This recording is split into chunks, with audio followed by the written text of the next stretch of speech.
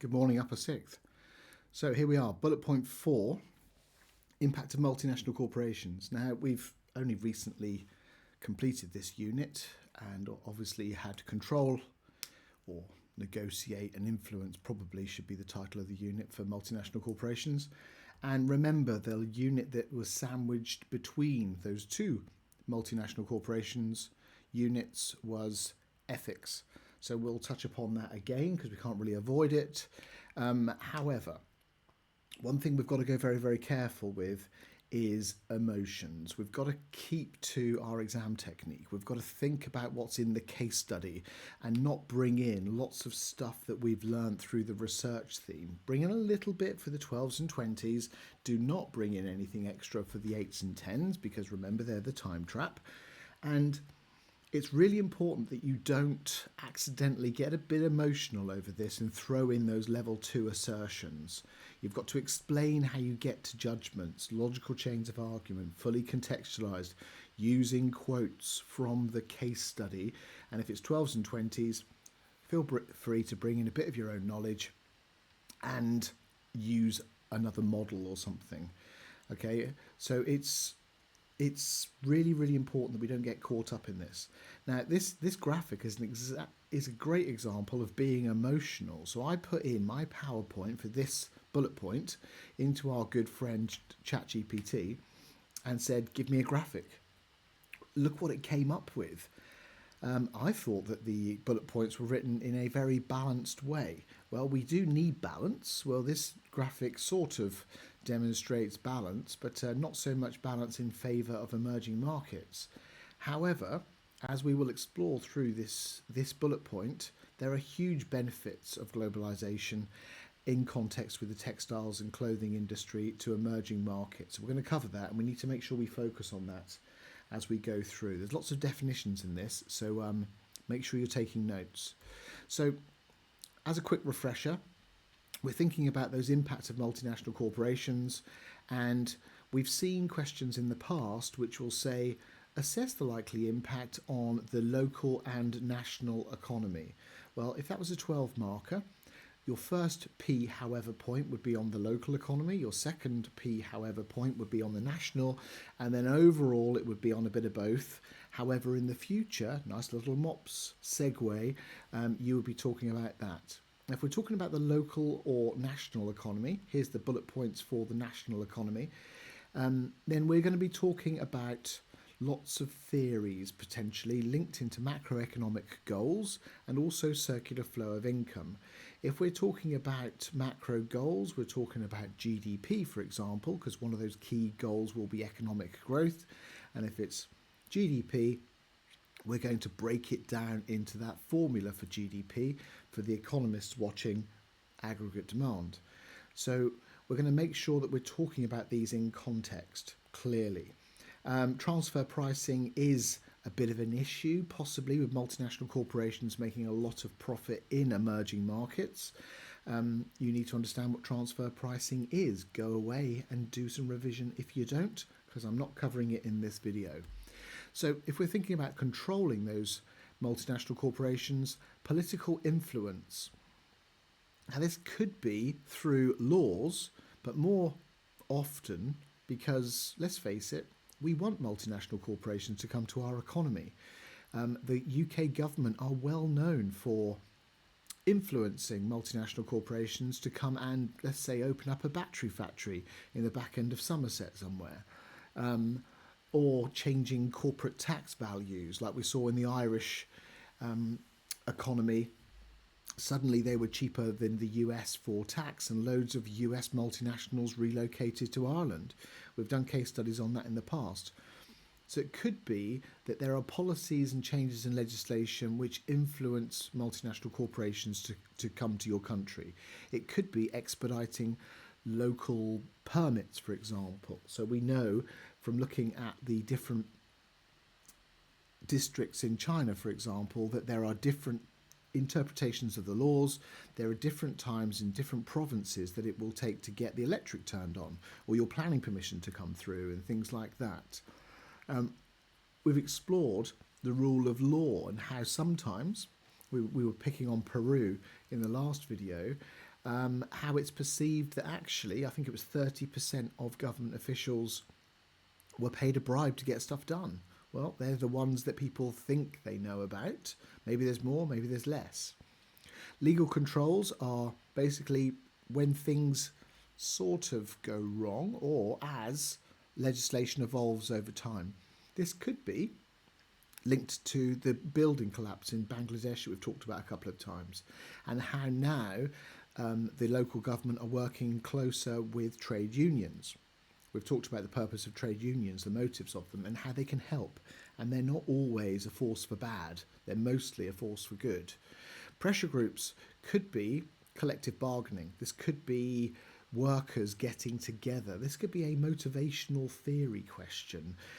It could be linked around that theme one people unit. But also pressure groups could be Greenpeace. It could be the charities that are supporting the workers. There's lots of things out there. We could see something about the influence of pressure groups.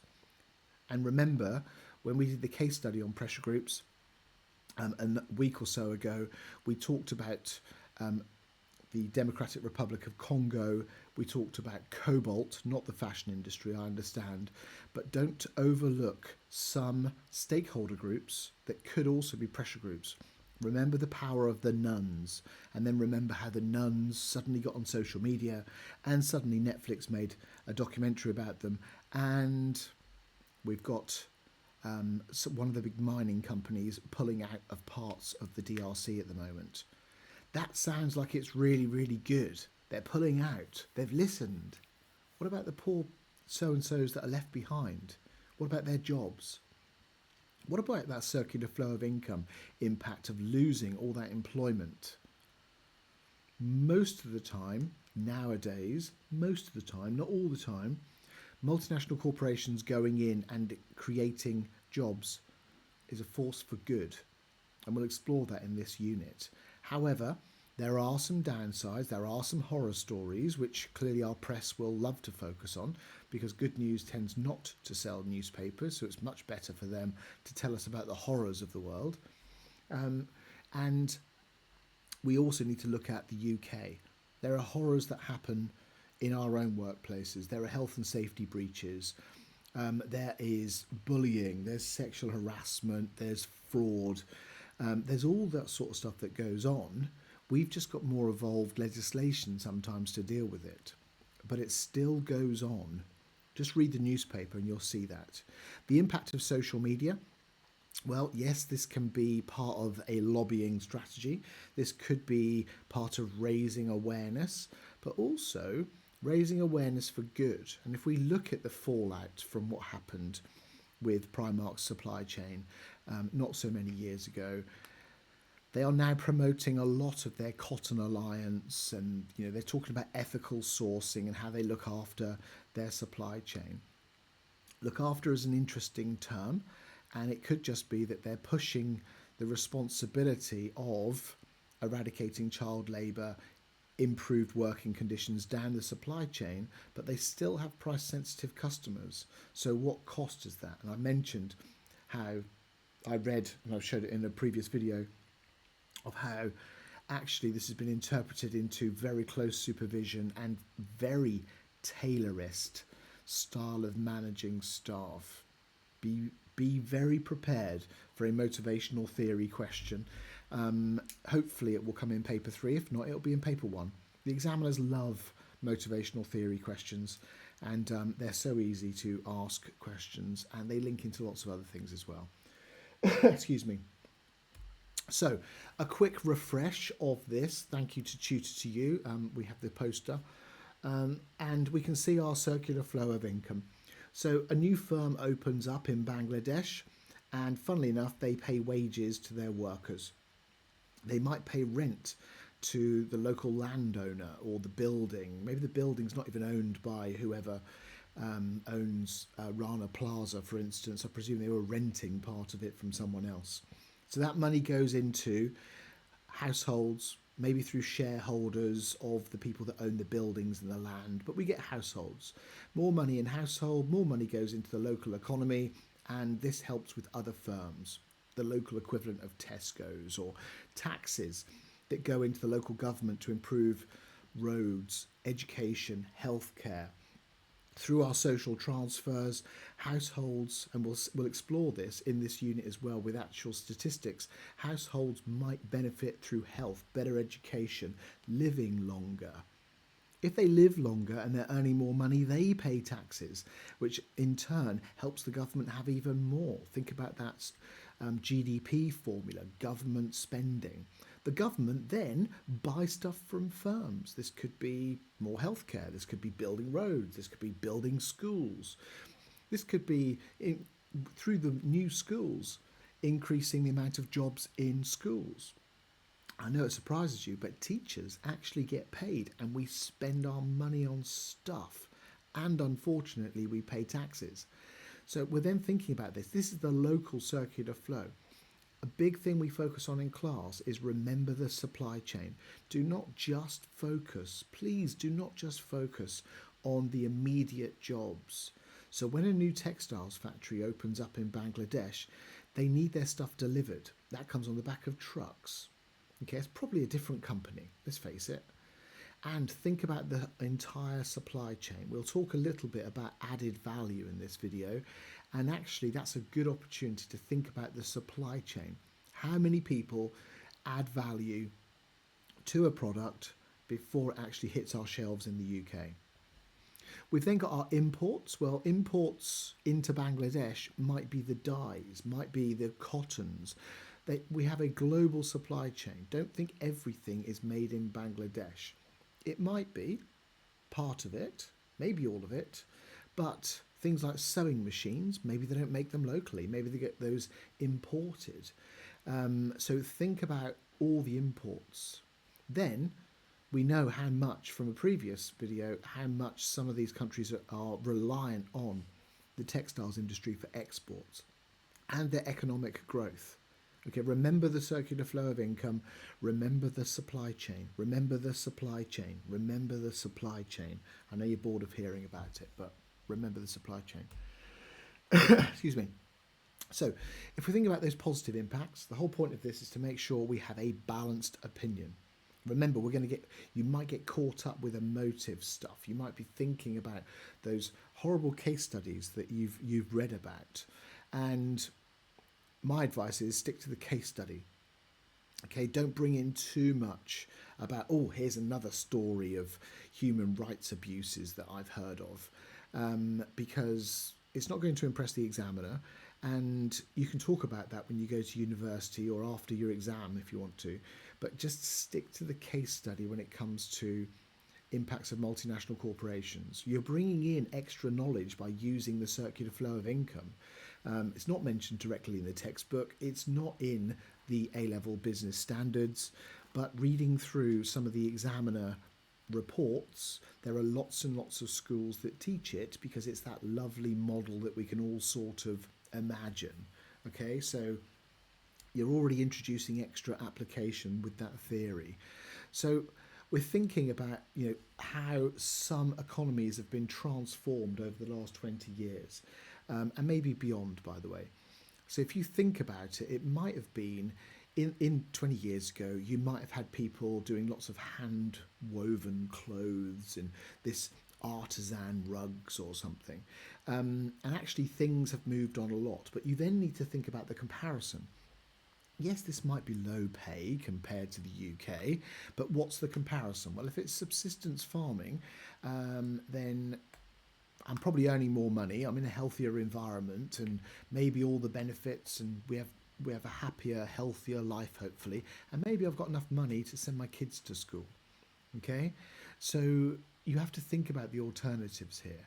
It doesn't negate the responsibilities of Western consumers and companies to ensure that their supply chain workers have fair and safe working conditions.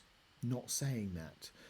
However, initially probably going to be earning more money. So added value definition down the bottom there, you can read this, and in class we talk about the financial version of this, so the formula for this. And even though it says bought in goods, This could be bought in raw materials, and then it's made into thread, passed on to the next part of the supply chain. Then they dye it. So if we think about this, here's an example of a very basic, you can tell by the quality of the graphic, I copied this off of Google Images. So it could be that we're getting the fibre from the fields, literally.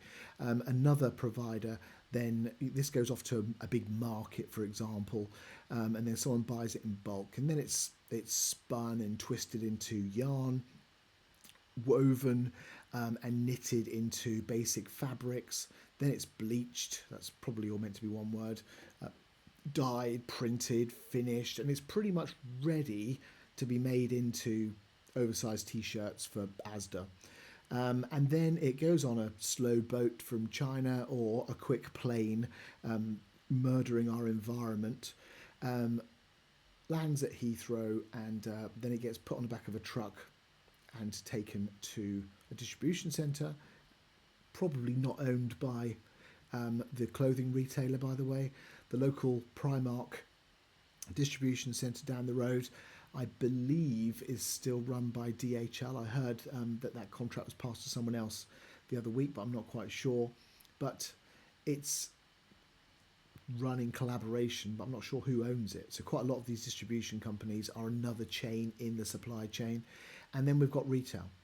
And then possibly this is then delivered because of online retailing through a distribution company, maybe DHL again, to someone's homes. And then they've tried on their different clothes and they deliver it back through back to the retailer, and we got this constant cycle of people returning goods. Every step in this supply chain, someone's going to want profit.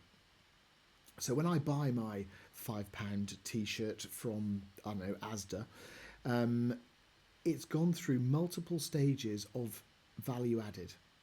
Okay, so we need to think about how many parts in the chain that this might go through. This is why when we're talking about mergers and acquisitions, we're talking about that forward and backward vertical integration. And sometimes it's a benefit to own more of your supply chain. Then again, I'm sure Asda don't want to be growing cotton. Okay, so we need to think about specialization versus supply chain integration. Okay, there are some people out there that are very, very good at growing cotton, and they're normally called farmers. Okay, Asda probably don't want to get in the farming game. They can just work with the supply chain. Okay, so moving on to some of the changes over the next 5 years. One of the key terms that we need reminding of is PPP, and this is really using a common currency, so with an exchange rate into US dollars. So we've got that common denominator. It's like GCSE basic maths, and we're thinking about how many US dollars in that currency I can buy a good. Now, The Economist did something, I think it was 1980 something. This is obviously the most up-to-date one. And they looked at the Big Mac index. They thought actually most countries, not all, but most countries have a McDonald's. How much are they paying for the Big Mac? And then what they do quite nicely is they look at the exchange rate between the US and China, for example, and they go, right, okay, how many yuan to US dollars? So a Big Mac might be $5, and this is 20 yuan. We've got 1 to 4. That's the exchange rate in Burgernomics. What a lovely term. I'm sure they had lots of fun making that up. So if we're thinking about that, we can then compare it to real exchange rates, and we can then look at localized pricing, which is another interesting factor. If you come up with pricing strategies of entering a new market, just because a t-shirt is £5 in Asda in the UK, if it's £5 in Bangladesh, then I'm thinking not many people are buying the t-shirts. So we do know that different markets need different pricing strategies. We then bring in our understanding of emerging markets, merge it with the product life cycle, and then we talk about possible pricing strategies. And I'm thinking Maybe we're using penetration pricing with t-shirts going into a new emerging economy. As the economy grows, more people earn money, maybe we can stick our prices up. Remember the second part of that definition for penetration. So if we think about this as a comparison, this I lifted off of the Economist website this morning, thank you to them. And we look down here, we've got Colombia, for example, and the US is our base currency. So looking at normal exchange rates compared to buying a Big Mac, they've said that this is undervalued by 10.6%. So that to me is McDonald's and their franchise network have decided to lower the cost of the Big Mac so the masses can afford a Big Mac. Localized pricing strategy.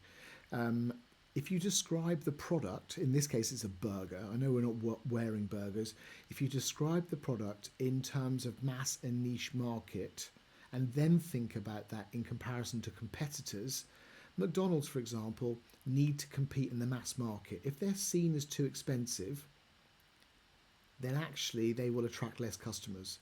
In the future, as the Colombian economy grows, then maybe more people can afford it and they can start putting the prices of their Big Macs up. Okay, so there's lots of this sort of information on the internet. Have a play with it, and yeah, there you go. We've got Brazil down there, which we're going to talk about in another slide. So looking at these PPP in comparison to other metrics. So I'm not going to go through all the ones we've done in class, but if you think about other metrics, infant mortality rates are quite important. So these figures you see here are per 1,000 births. Okay, so Bangladeshi infant mortality rate per 1,000 births in 2000 was 101, which is a ridiculously high mortality rate. Okay, now if we look at the PPP of this you know, the basically that per person amount of money they earn compared to other nations. So we've got Brazil down here, $11,530, and their infant mortality rate is 53. There seems to be a direct correlation between this, except for Cambodia. Okay, so we're thinking that the more money we earn, the better healthcare we have, because we have more money to spend on healthcare, maybe education about healthcare, maybe the government taxation raises awareness through PR campaigns about healthcare, which in this case might have a direct correlation with infant mortality rates.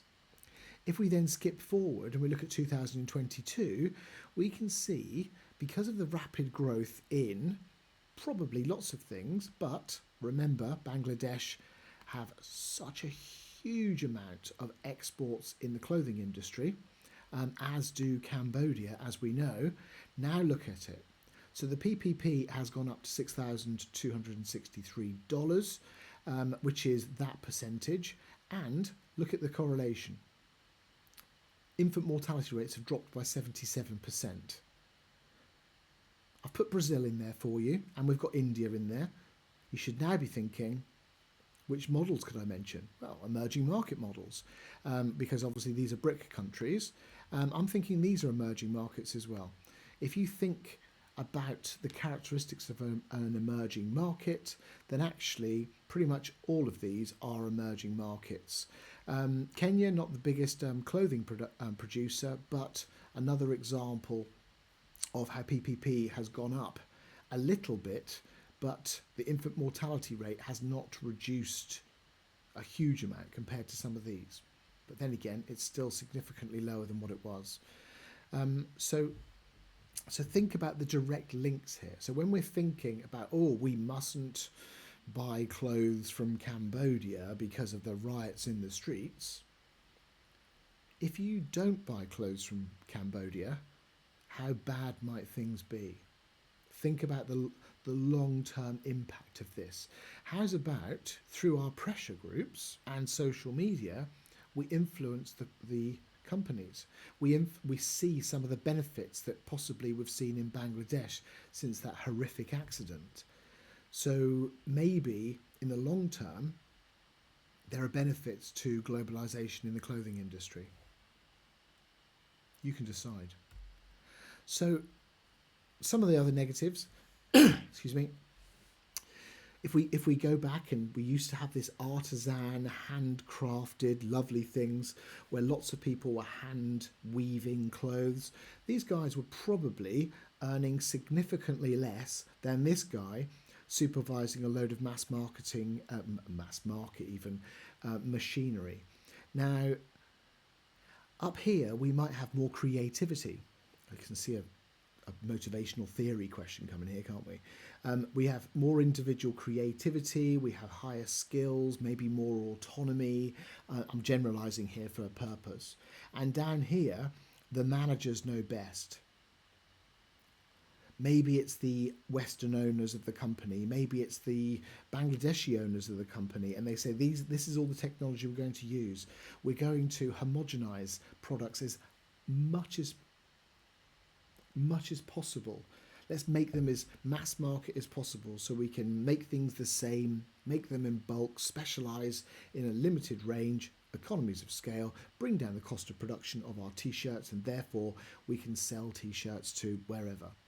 Okay, so some of these handmade skills are still in that labour market, whereas if we look at the UK, where we used to have loads of this, if you go back in time enough, we have next to none. Okay, so it's really, really important. I was walking around sunny Rushton Lakes yesterday, actually, and there's a little hut around the edge of the playground for the kids, and it's talking about the history of the textiles industry in the Northamptonshire area. The shop was closed. It's school holidays. You'd have thought they'd at least opened it for that. But actually, our textiles industry is near non-existent compared to what it used to be, because we've outsourced it for cheaper. Now, as most of this stuff that's being made in Bangladesh is destined for Western markets, the skills of our artisan creators here, if we can call them such a thing, aren't in demand. Not as much as they were. This becomes more niche. This is the mass. This is where the money is and the demand is. Therefore, these poorer workers that might have been trained, maybe this is a younger lad once upon a time trained by his dad and his granddad, sorry to stereotype their ages, then maybe this younger one says, well, I can earn 5 times as much going into here, and I can, that's the end of that really, isn't it? I can learn new skills, but on a mass Western influenced basis. So leaving your brains at the factory gate is one of those common terms. Now, this is actually an exam technique slide as well, because look here, there's that little pretty star. Now, lots of times in the exam paper, students tend to not really read the titles. They don't read where the source is from. So, for instance, if it says a date on the source, you can question the reliability of the data because it might be out of date. Just, that's one tip that we all know. And also, if that's got an asterisk next to it, it means there's normally something at the bottom of the page. Now, this might actually be something directly relevant. Well, actually, it is directly relevant because the chief examiners and their team are very, very good at what they do, and they strip all the rubbish out of the exam paper. That's why it takes them months and months to proofread these things, because they want to take out all the stuff that might confuse you. If it's in the paper, it's generally because you can use it. So if there's an asterisk next to something, you look at the bottom of the page. And you look at the bottom of the page anyway. You need to read everything because they don't put it in there for a laugh. So down here, we've got they're not encouraged to think for themselves, contribute to ideas, but rather are expected to follow orders without question. I wonder what Taylor would say about this. Managers know best. Don't trust your workers. Pay them a fair rate, manage them closely, and manage them on, train them on small tasks so they're easy to replace. Break down those more complex tasks. But, as we know, good old Maslow, You know, Maslow's thinking, well, these guys up here, they were loving it before they could see they could earn more money in the factory. These guys might have been very, very happy. And then all of a sudden, they want healthcare for their children. They're thinking about safety factors. They're suddenly seeing all these other people with wonderful things like, I don't know, refrigeration and air conditioning. Oh, gosh. So all of those sorts of things, we change our perspective. Suddenly I need healthcare for my kids because I've just seen the stats from the World Bank about infant mortality rates, and I don't really want that for my children. I'm going to go to the factory and earn more money because of safety factors. Then maybe I'm feeling part of a team. We start feeling that love and belonging. Yeah. But I get used to it, and maybe after a while, yeah. Top tips who this is? Yeah, good old Freddie Hertzberg. So I'm thinking about those motivators and those hygiene factors. And yes, I originally joined the factory because of the money, because money motivates for about 5 minutes. Then you get used to it. And then I'm comparing what people have that I don't have.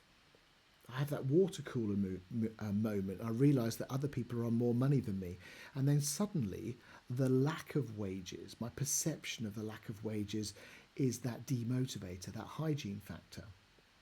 We could be talking about McGregor's theory X, theory Y. Well, if I'm doing recruitment in a factory with monotonous tasks, I'm probably going to try and recruit in my theory X people, which links straight back into our good friend Taylor. Examiners love motivation theory questions. Have a look through past papers and try and find a year where they've not asked motivational theory questions. We can't tell you what's going to be in the exam because we don't know. But if it's not in paper 3, it's going to be in paper 1, let's be honest. Okay, if you really want to read about the nastiness of globalization, you need to go back a bit further in time. Now, this is nothing to do with the research theme, so don't think you have to read this book to cope in the paper 3 exam, but this is a nice book. It's written from the perspective of an economist, and the guy that wrote it still trades in ethical investment funds in London. So it's a lovely book. It's available through Amazon. I think it's about £5 or £6. And if you are using Dobby's website, you will find a PDF version of this, which I found on the internet. So great book. Extra reading. Maybe when you're bored of revising over the Easter period, you could read this book. Very, very good and scary. The great thing is nowadays we have the internet, we have trade blocks, we collaborate, and we don't generally go around the world and create famines for profit and the other horrors that are in the book. Okay, more negatives. Much of the world clothing is now very similar. So this is not just talking about the negatives on the workers or the local environment. It's talking about the variety.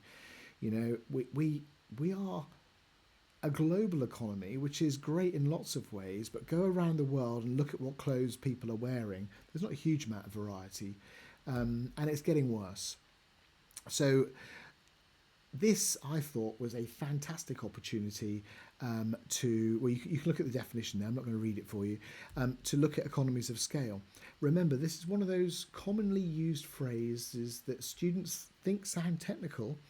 It doesn't, by the way, and therefore they don't bother contextualizing it. So when we are talking about, I don't know, reproduction, reduction, even if I could read, in promotional costs, I want to know what that is. Maybe I'm coming up with the same ad campaign across multiple borders. I'm designing one set of jeans that I can sell across 100 different countries, and therefore my branding message will be, is going to be roughly the same. Obviously, we have to go careful with branding messages that might be interpreted in different ways. And we gave the example the other week in class of the Italian soap cosmetics company and the very sensual TV advert that they just played in Japan and upset everyone. So we have to go careful of that. However, if I'm making the same stuff and I'm making it well, we've definitely got economies of scale of manufacturing principles and specialization. Okay, this could reduce error rates. This could improve the quality without spending extra time on stuff. And make sure you contextualize economies of scale, please. Okay, I will, if I was marking, remember I'm a Dalmatian, but I would see some, if not lots of students talking about economies of scale, but not really talking about economies of scale, just using the words. Go careful. Okay. So if we're thinking about some of the emerging markets as well, maybe, and we're generalizing here, maybe some of the locals in Bangladesh aspire to wear some of those Western brands, the Levi's, I was about to say Superdry, but I doubt it, the state of their business. So, and by that happening in itself, the aspiration is towards a homogenous brand. We'll see where it goes. So, on balance, what a lovely graphic. Clothing multinationals are blamed for a lot, and quite a lot of the time, unfairly. Yes, there are horror stories. There are horror stories in all industries, in all countries. We just don't hear about all of them. Yes, we need, as consumers, we need to be part of the pressure group culture in some ways. And if Tesco's, for example, are using suppliers in their supply chain that are mistreating workers, then it's Tesco's responsibility to know that. And instead of putting pressure on Tesco's to get rid of those suppliers, maybe they should work with them. And there will be some instances where they need to walk away from suppliers. If Tesco's catch them with children, for example, or forced labour, or withholding payments, or all those sorts of things, you would just clean up your supply chain.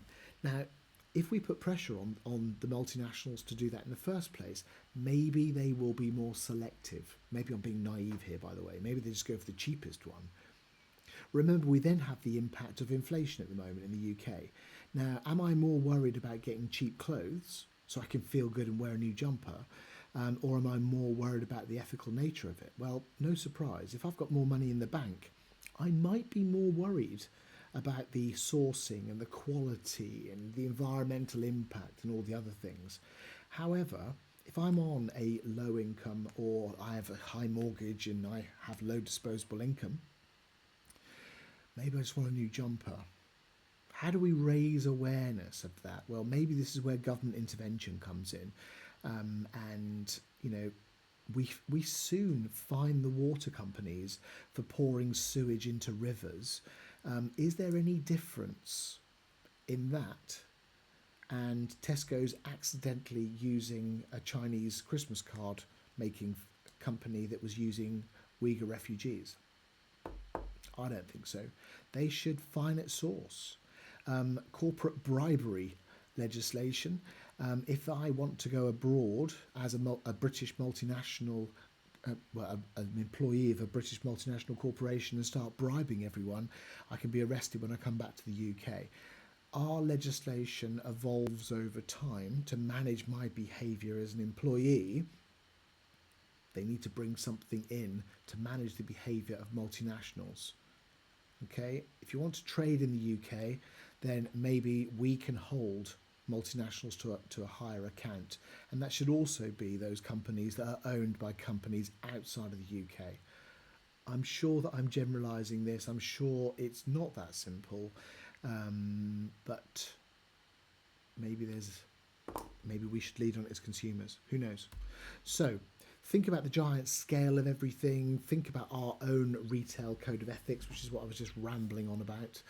And just think about what would it be like without the multinationals there? And this is where our justifications for our conclusions come in. You know, should a government encourage multinational corporations to relocate to Ireland? Well, the answer is probably they should encourage it. because if I imagine what it would be like without, okay, you imagine what Bangladesh would be without their textiles industry. Maybe they would have other industries, by the way, but imagine what it would be without. Just practice those justification statements. There's no point in your justification being a simple repeat of what you've already written in the paragraph points. You've already had the marks once, you're not going to have them twice, and all you're doing is wasting time. Directly answer the question and then justify. Most of the time, it's comparing to the alternative. In the 10s and 12s, the alternative is normally comparing to not doing something. The 20 markers are easy, aren't they? Because you're comparing to the other one. And that's why it mentions in the level 4 mark scheme, comparative. Yeah, so we're looking for those comparisons. Very important. Look at the benefits of the economic data of Bangladesh and Cambodia, and we've linked that directly into infant mortality rates. There are other measures that we could also look at as well, but if I was a parent working in subsistence farming and a factory job came up on 5-10 times as much money, I know where I would go. We're all different though. Look at that, we're at the end. Enjoy.